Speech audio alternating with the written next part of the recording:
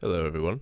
I'd like to address why I haven't made videos lately. And to do this, I'm going to talk about the state of YouTube and its content creators. Something specific that I want to mention is that this isn't necessarily completely about me. I do want to make this video because these are a bunch of thoughts that I've had watching how the news cycle has surrounded YouTube. And this is what has made sense when I have finally talked to other people and tried to make sense of what's been going on. So, without further ado, let's talk about what old internet was. So, a long time ago, 2005 or so, YouTube had a slogan that says broadcast yourself.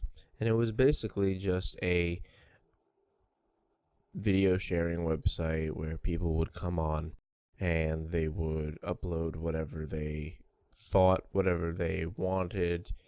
You know, you had people coming in, they made the piano videos, you had people making skits, and that was all well and good. And eventually in 2006, then Google obtains YouTube, and eventually they start working in this monetization program with brand accounts and partnerships. It didn't quite take off, I think, at that point in time, as in, I don't think that the vast majority of people were making content specifically for YouTube money at that point in time. I think a lot of it was still, the hobby, and it was the subscribers who had made a impact in that person's life. So they kept making their videos as normal. But eventually, the internet, as I used to call it, it broke open. When I was a kid, I used to say that the internet was leaking.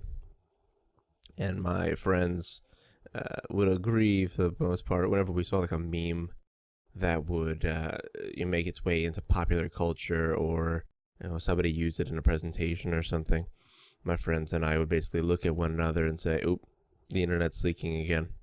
Well, unfortunately, as we all can pretty much guess, the internet has broken open. Um, and then once that kind of happened, the internet, social media, YouTube, and other platforms, it became an ideal place for advertisers to promote their content because of just how many people would end up going on the site and looking. And for advertisers, subscribers are eyes to sell a product to, which is perfectly fine. That's how the business works. But once that happened, old creators that we all know, they had to adapt to stay relevant. What we have now is the result of a lot of years of competitive content creation. The channel ended up changing into an occupation, and so they had to adapt in order to stay competitive in this job field. Once they all became ad friendly and were able to put up content, well, this became a job for them. It became an occupation, something that you would go like a 9 to 5 for, and this is their job. And it's a competitive job environment because think about how the nature of subscribers works.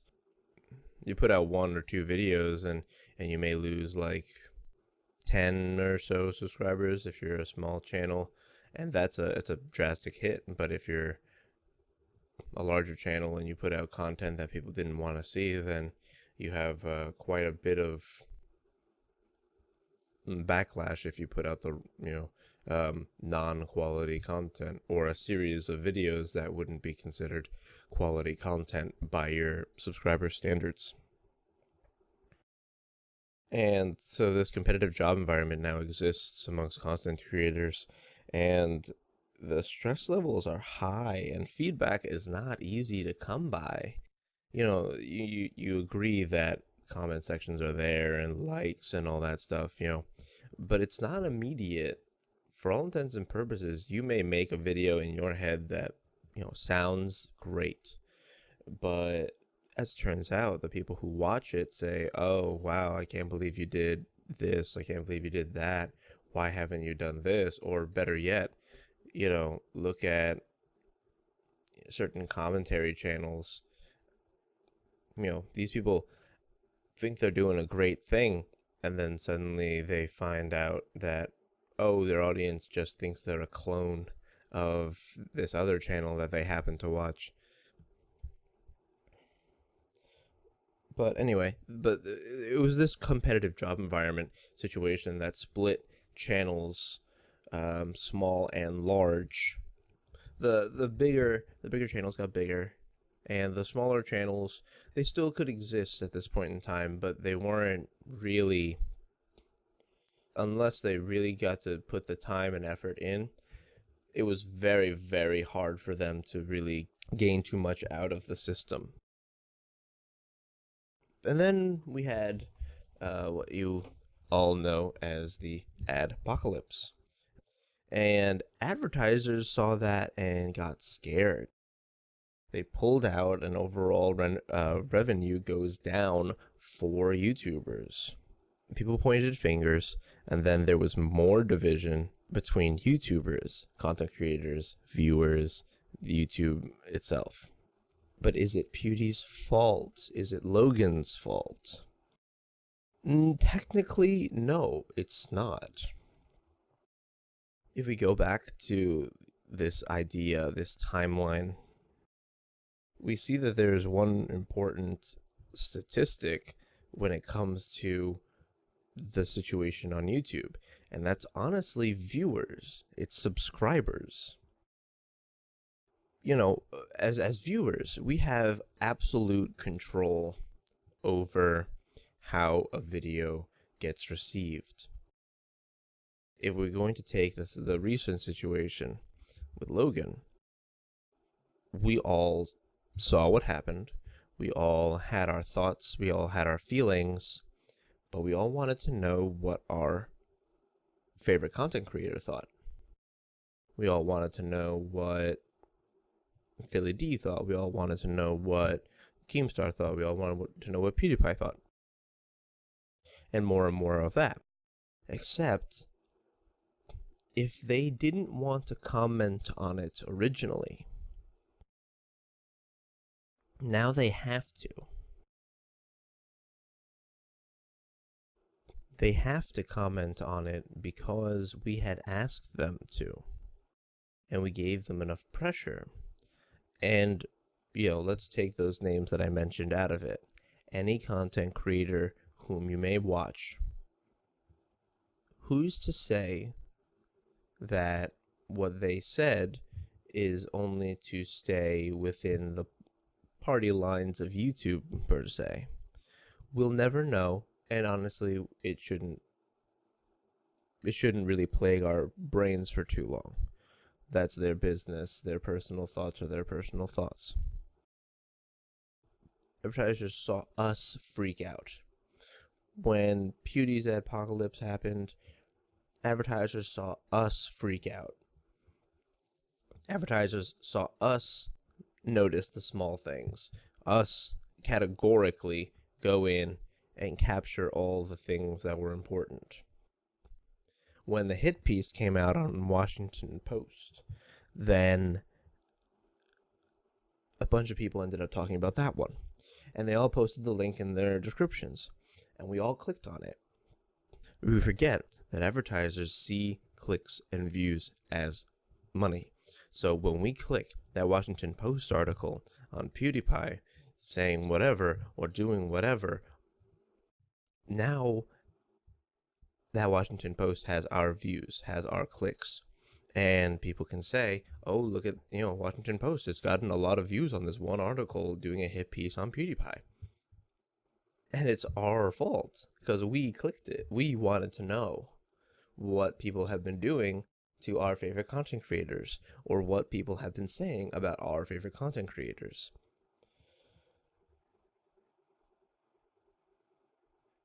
we made the article more reputable in the end. So when we ask ourselves why small creators don't make videos or do not have motivation, you have to imagine it's time, it's fear, it's money, it's absolutely competitive. And sometimes there have been times where small creators have been told by other creators not to do YouTube.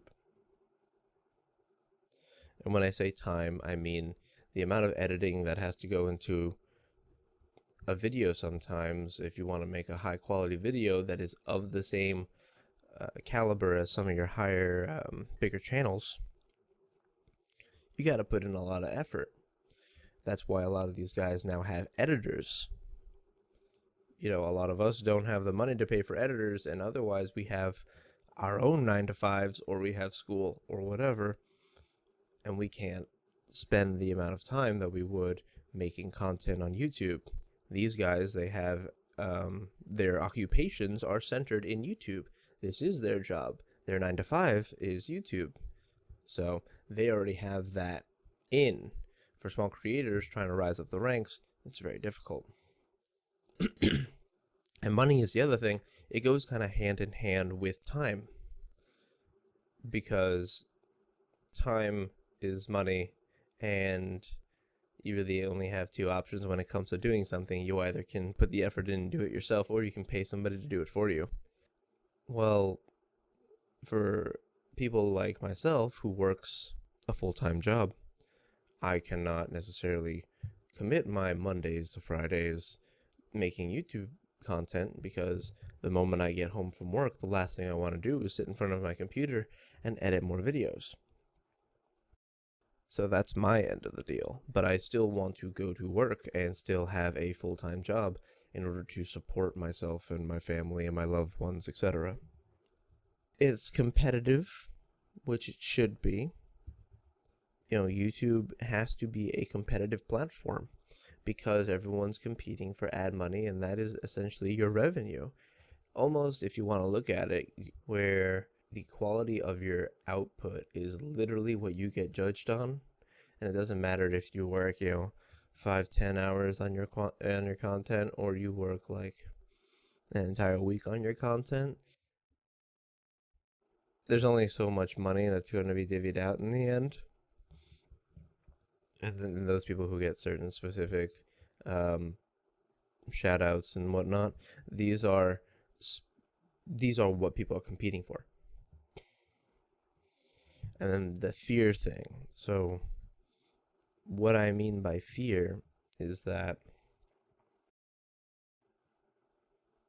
viewers can be very, very picky. I'm not necessarily a content creator. I'm more of a viewer at this point in time. So I know, I read the comments. People are evil. And sometimes for no reason either. But that's irrelevant. That fear that you have to eventually bend to the will of the mob because it will keep you working is kind of a scary thought. Some would argue that no, you don't have to, but I disagree. I would say that if you have a job working for YouTube, making content, then it is your job to keep that job and be able to continue to make content of which YouTube will want to monetize.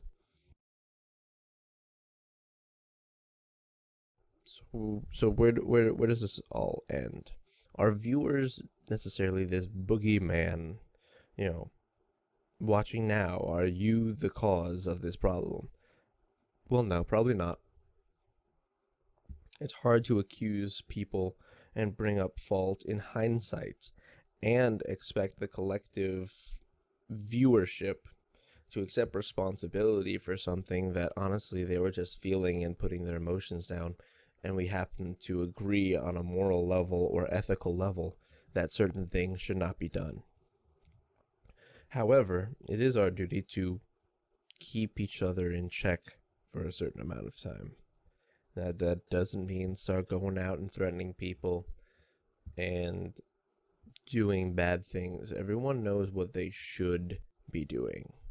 And I'm going to say this as if I were, a first or second grade or kindergarten teacher. Everyone knows what they should do. You see somebody in the playground, don't slap them because you want their cookie. Don't do that. Treat each other well. Yes, it's the internet. Yes, you can get away with it, but just because you can doesn't mean you should.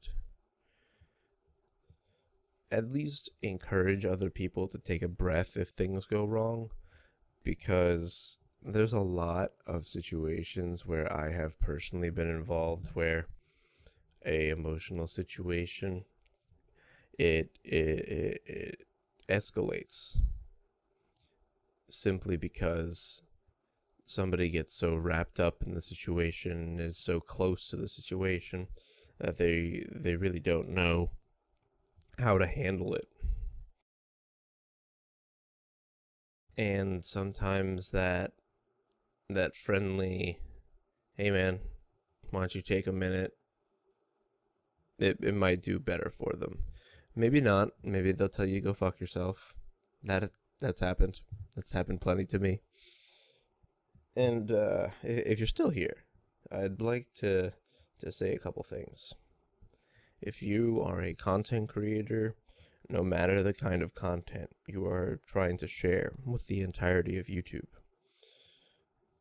9 out of 10, your best option is to just do it.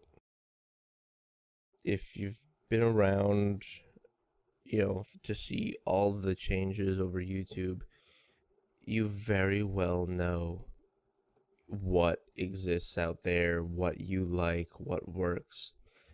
If you've been around since 2005, 2006, you know very well how this whole YouTube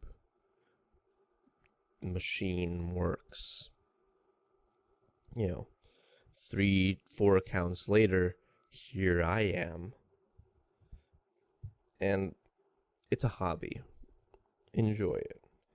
You just gotta do you. You always miss every shot you don't take. And if you are a viewer who's still with me, or a subscriber, hello, welcome to the channel. Welcome back to the channel.